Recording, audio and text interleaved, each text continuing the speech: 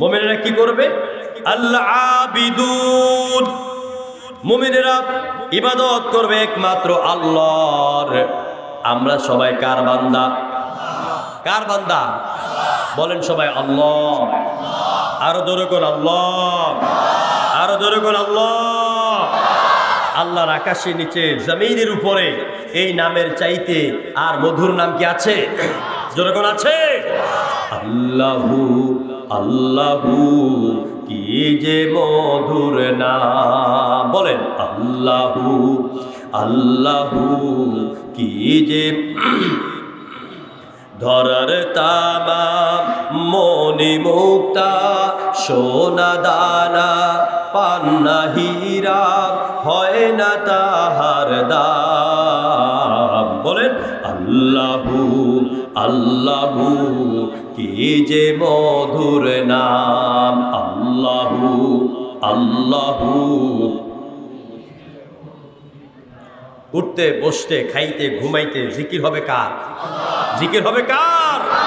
কোন দয়াল বাবা, কোন খাজা বাবা, কোন ল্যাংটা বাবা, কোন লাল সালু বাবা কার নামে মুমিন বান্দারা জিকির করতে পারে না। জিকির হবে আল্লাহ। একবার বলেন না আল্লাহ। রাতের গভীরে হাদিসে কুদসির ভিতর এলো, আল্লাহ নবী বলেছেন, আল্লাহ পাক বলেছেন, আল্লাহর কোন বান্দা যদি রাতের গভীরে একবার বলে আল্লাহ, এরকম করে যদি একটা ডাক দেয়, আল্লাহ পাক বলে বান্দারে তুই আমাকে একবার ডেকেছিস, আমি আল্লাহ তোর ডাকে ৭০ বার জবাব দিয়া বলি তুই আমার কাছে কি চাস। ৭০ বার আল্লাহ বান্দাকে জিজ্ঞেস করে কি চাস আমার কাছে। আমার বাবারা, আমার মা বোনেরা, আমরা রাতের বেলা সারাদিন কাজ করার পরে ক্লান্ত হয়ে ঘুমাইতে পারি। আল্লাহ কি ঘুমান? আল্লাহ ঘুমান? আল্লাহর ঘুম নাই, তন্দ্রাও নাই। যত রাত, যতখানি আপনি বিপদে পড়েন। আমি 2019 সালে আমি অ্যাক্সিডেন্ট করছিলাম আপনার ফেনী লালফুলে, প্রাইভেট কার, এখনো দাগ আছে, যেগুলি এখনো দাগ আছে। প্রাইভেট কারকে পেছন থেকে আপনার ওই যে কাবার ভ্যানে ধাক্কা দিয়েছে। প্রাইভেট কার আইল্যান্ডের সাথে বাড়ি খাইয়া 3 পল্টি খেলো। আমার গাড়িতে সবসময় একটা, আমার ব্যক্তিগত যে গাড়িটা, ওইটার মধ্যে একটা কোরআন শরীফ থাকে। যখন গাড়িটা ধাক্কা খাইলো, কোরআনটা বাড়ি খাই আমার বুকে এসে পড়লো। আমি এই কোরআনটাকে হাতের মধ্যে চাইপা ধইরা, যখন আমার চোখ মুখ অন্ধকার হয়ে গেল, আমি গায়ের শক্তি দিয়া আল্লাহকে একটা ডাক দিলাম, আল্লাহকে একটা ডাক দিলাম। 3 বার গাড়ির পল্টি খাওয়ার পরে এবার গাড়ির চাকা 4টা উপরে, আমি আর আমার ড্রাইভার গাড়ির নিচে। সেখানে আল্লাহ পাক আমার এতটুকু হুঁশ দিয়েছে, আমি গাড়ির গ্লাসকে লাথি মেরে ভেঙ্গে তারপর ওই ফাঁক দিয়ে বের হতে গিয়ে ভিতরে সব ক্ষতবিক্ষত হয়ে গেছে। আমার ভাইরা, তখন বাজে মাহফিল করে আসতেছিলাম সোনাগাজী থেকে রাত 2:45। আমি আমার আল্লাহকে ডাক দিয়েছি। আমি সেদিন যেন আমার আল্লাহর কুদরতকে আমি চোখে দেখতে পেরেছি। আমি আল্লাহকে ডাক দিলাম, আর আল্লাহ পাক গাড়ির 3টা পল্টি খাওয়ার পরে, গাড়ির নিচে থাকার পরেও আল্লাহ আমি জাবিরিকে এখনো বাঁচায় রেখেছি। প্রিয় ভাইরা, মুসিবতে পড়লে, বিপদে পড়লে, যখনই আল্লাহর দরবারে কলিং বেল চাপবে, তখনই জবাব দিবেন কে? কে জবাব দিবে? আল্লাহ। কারণ মুমিনদের হৃদয়ে কে আছেন? মুমিনের হৃদয়ে খোদার জিকিরে কলবের দ্বার খুলে দাও না, সেথায় খুঁজি পাবি খোদার আরশে, মরণেও তোমার ভয় রবে না। শয়নে স্বপনে নিশি জাগরণে শুধু তাহার নাম জপনা। আকাশ মাটিতে দিক দিগন্তে সীমাহীন সীমানায় ঠাই হবে না। মুমিনের হৃদয়ের কম্পনে আমার প্রভুর ঠিকানা। সুবহানাল্লাহ। সুতরাং যারা আল্লাহর বান্দা, যারা আল্লাহর গোলাম, যারা মুমিন, এরা আল্লাহ ছাড়া অন্য কারো নামে জিকির করতে পারে না, অন্য কারো গোলামি করতে পারে না। আমরা হলাম আপ, আমরা কি আপ, আই বা দাম। আপ, আপ মানে হচ্ছে গোলাম। আপ মানে হচ্ছে দাস, তাহলে আমরা সবাই আল্লাহর গোলাম। কার গোলাম? আল্লাহর গোলাম। আল্লাহ পাক বলে বান্দারে তোমাদেরকে কেন বানাইছি শুনো, মা খালাকুতুল জিন্না ওয়াল ইনসা ইল্লা লিয়াবুদুন। আমি দুনিয়ার মানুষ এবং জিন এই দুইটি জাতিকে কেবলমাত্র একমাত্র আমার গোলামের জন্য, আমার ইবাদতের জন্য, আমার দাসত্বের জন্য বানাইছি। সুবহানাল্লাহ। আল্লাহ পাকের ইবাদত করবেন, মসজিদে আজান হলো নামাজ পড়বেন, এটা নামে শুধু ইবাদত নয়। রোজা রাখলেন, এটা নামে শুধু ইবাদত নয়। মাথা টুপি টাপি দিয়ে হাঁটলেন, এটা নামে সুইচ আপ নয়। ইবাদত মানে কি? ইবাদত শব্দের শাব্দিক অর্থ আল্লামা রাগিব ইসফাহানি রাহিমাহুল্লাহ তিনি তার আল কামুসুল মুহিত নামক অভিধানে ইবাদতের অর্থ করেছেন আল ইবাদাতু ওয়াত তাআ। ইবাদত মানে হচ্ছে আনুগত্য করা। ইবাদত মানে কি? আনুগত্য করা।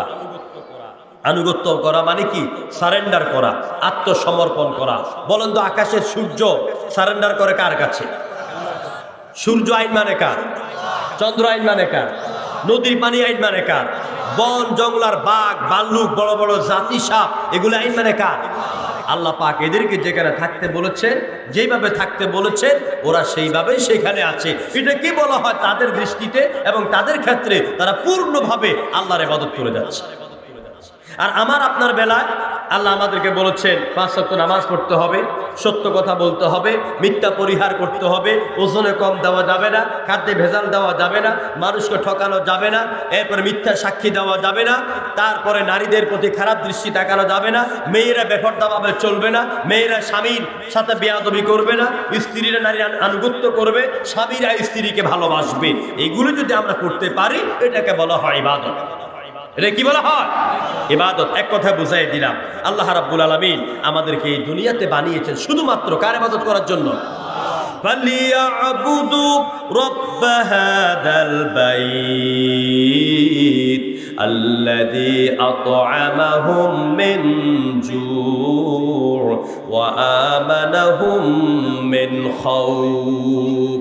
ওই যে একটা কালো ঘর দেখা যায় কেবলার দিকে, যে কালো ঘরটা দেখা যায়, ওই ঘরের মালিকের ইবাদত করো। ওই মালিকের আইনের সামনে, হুকুমের সামনে মাথা নত করে দাও। যখন তোমার পেটে ক্ষুধা লাগবে, তখন দয়াল বাবা, খাদা বাবা নয়, ওই আরশের মালিকের ডাক দাও, তিনি তোমার ক্ষুধার যন্ত্রণা মিটাইয়া দিবে। প্রিয় ভাইরা, সুতরাং যারা আল্লাহর গোলাম, এরা 2 নাম্বার কোয়ালিটি হচ্ছে মুমিনদের, এরা আল্লাহর গোলামি করে। 3 নাম্বার মুমিনদের গুণাবলী হচ্ছে আল হামিদুন। এরা উঠতে বসতে খাইতে প্রশংসা করে কার? তাসবিহ পেশ করে কার? সকালবেলা ফজরের পরে পড়বেন সুবহানাল্লাহ সুবহানাল্লাহ সুবহানাল্লাহ, আলহামদুলিল্লাহ আলহামদুলিল্লাহ আলহামদুলিল্লাহ, আল্লাহু আকবার আল্লাহু আকবার, লা ইলাহা ইল্লাল্লাহ। প্রিয় ভাইরা, আপনার নেতার আপনি যত প্রশংসা করেন, আপনি যদি নেতার কয়েক কোটি গুণ প্রশংসা করেন আর শুধু আল্লাহর জন্য যদি একবার বলেন আলহামদুলিল্লাহ, আপনার জীবনটা ধন্য হয়ে যাবে। পশু পাখি গাছ গাছালি কে কিভাবে আল্লাহর প্রশংসা করে এ বর্ণনা দেওয়ার আমার সময় নাই। শুধু একটা বর্ণনা দেই। আমার দেশের প্রিয় কবি কাজী নজরুল ইসলাম, একদিন আমি ঢাকায় সেই 2009 সালে আমি রাতের বেলা কবি নজরুলের কবিতাগুলি পড়তেছিলাম, তার ইসলামী গানগুলি আমি পড়তেছিলাম।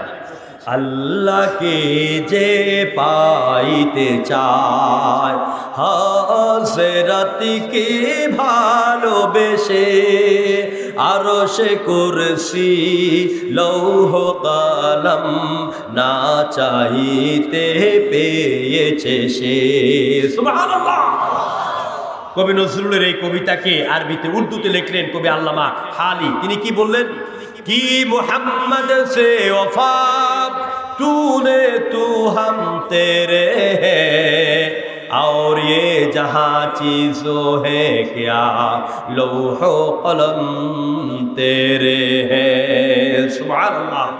तो कवि नजरुलेर আরেকটা কবিতা, তিনি মুহাম্মদ রাসূলুল্লাহর প্রশংসা অনেক কবিতা লিখলেন। একটা তো লিখলেন, আপনারা সবাই পারেন, আমার সাথে পড়েন। ত্রিভুবনের প্রিয় মুহাম্মদ এলো রে দুনি আয় আয় রে সাগর,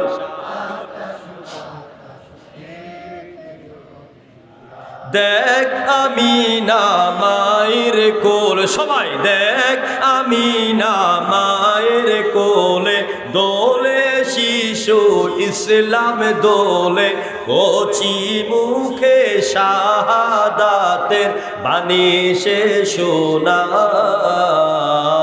আয় রে সাগর, আকাশে বাতাসে দেখবি যদি। কবি নজরুল রসুলের এই শৈশবকাল নিয়ে কবিতা লিখলেন, আরেকটা লিখলেন রসুলের রাজনৈতিক বর্ণাঢ্য জীবন নিয়ে। সেটা কি? সেটা হচ্ছে জাতিভেদ, হিংসা বিদ্বেষ করিতে মোচন, দ্বৈতবাদ বহুবাদ করিতে খণ্ডন, সাম্যমৈত্রী স্বাধীনতা একেশ্বরবাদ ঘুষিতে আইলি তুমি, রসুল মুহাম্মদ চিল্লাই আল্লাহু আকবার। এভাবে কবি নজরুল বিশ্বনবীর প্রশংসা করছেন। তো আমি রাতের 3টা বাজে তার কবিতা পড়তে পড়তে এতটা আবেগ আপ্লুত হলাম, আমি আমার গাড়ি নিয়ে চলে গেলাম ঢাকা বিশ্ববিদ্যালয়ের গেটে। যাই দারোয়ানকে রিকোয়েস্ট করলাম যে আমার জন্য একটু গেটটা খুলে দেন, আমি কবি নজরুলের কবরটা একটু জিয়ারত করতে চাই। তো তিনি বললেন, আপনি তো একটা পাগল, এত রাতের বেলা কেউ আসে নাকি? আমাকে হ্যাঁ, আমার কবি নজরুল ইসলাম আমাকে পাগল করে দিয়েছে। আল্লাহু আকবার।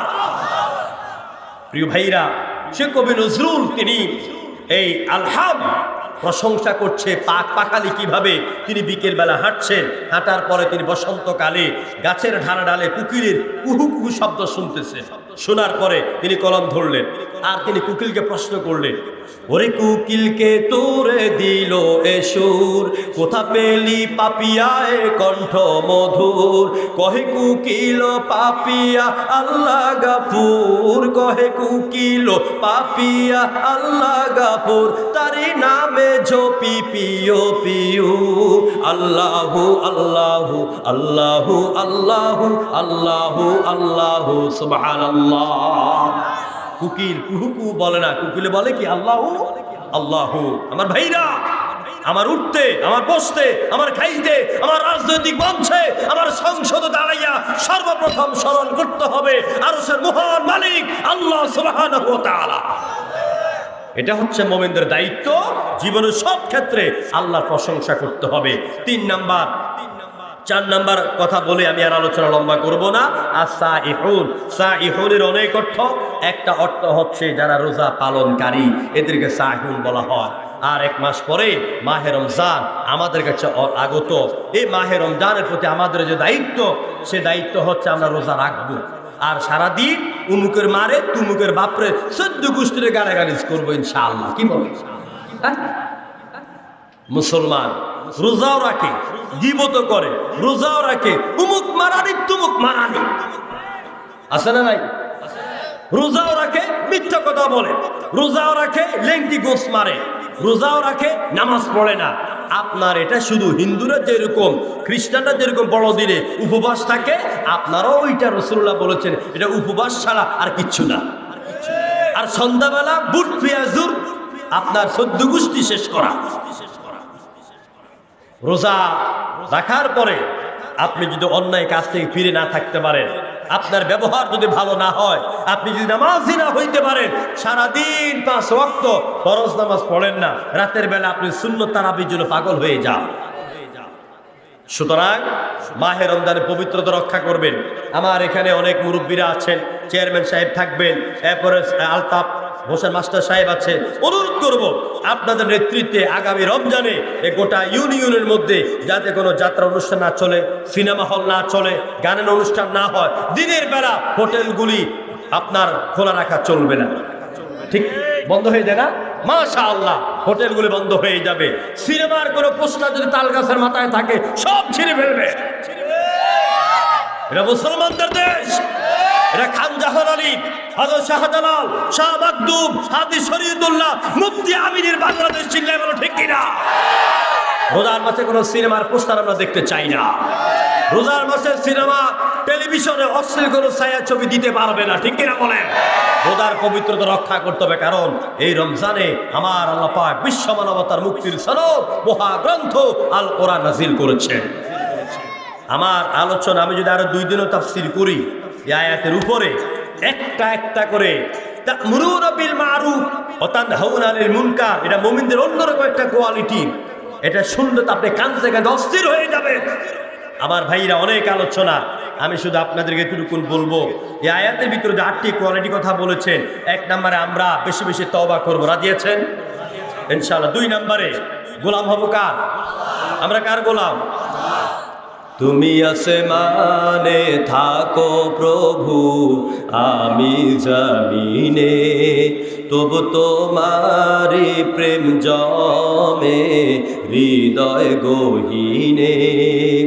আমি তোমারি গোলাম গো, অন্য কারণা, ঠিক কিনা বলেন? আমি তোমারি গোলাম গো, অন্য কারণা। আলিমুল গায়েব তুমি, মালিকে রাব্বানা।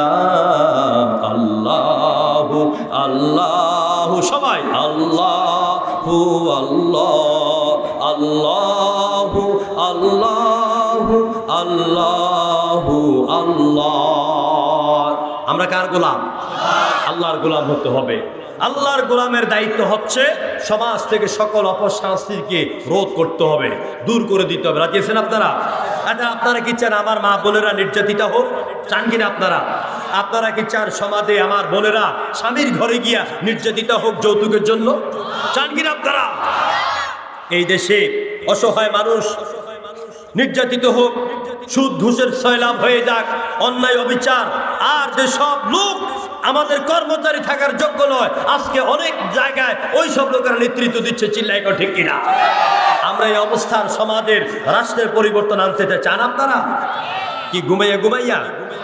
জাগ্রত হতে হবে, ঠিক কিনা বলেন? জাগতে হতে হবে, জাগতে হতে হবে, জাগতে হবে।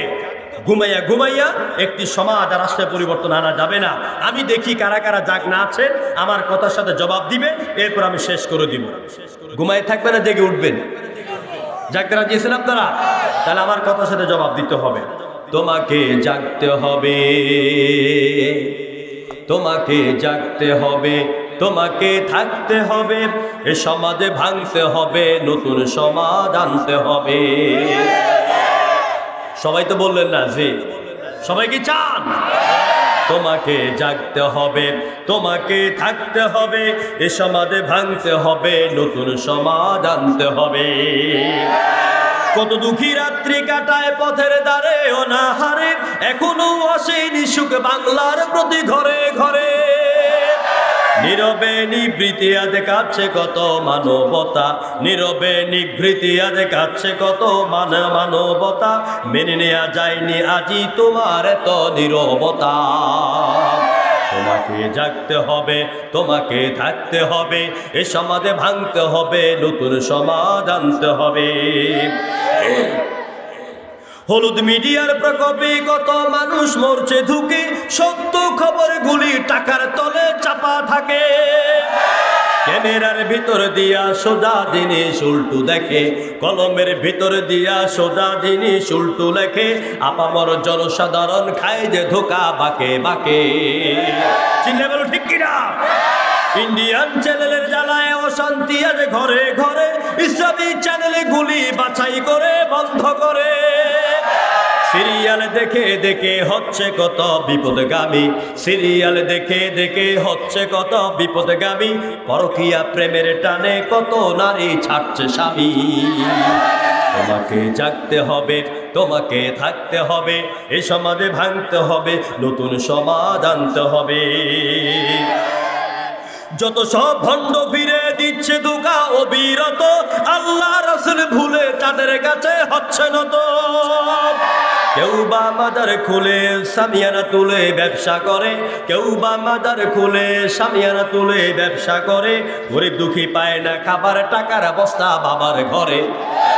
তোমাকে জাগতে হবে, তোমাকে থাকতে হবে, এ সমাজে ভাঙতে হবে, নতুন সমাজ আনতে হবে। কত বন্ধর্ষিত হয়, লাঞ্ছিত হয় পথে ঘাটে, নিরাপদে যায় না চলা বাজার কিবা পথে ঘাটে।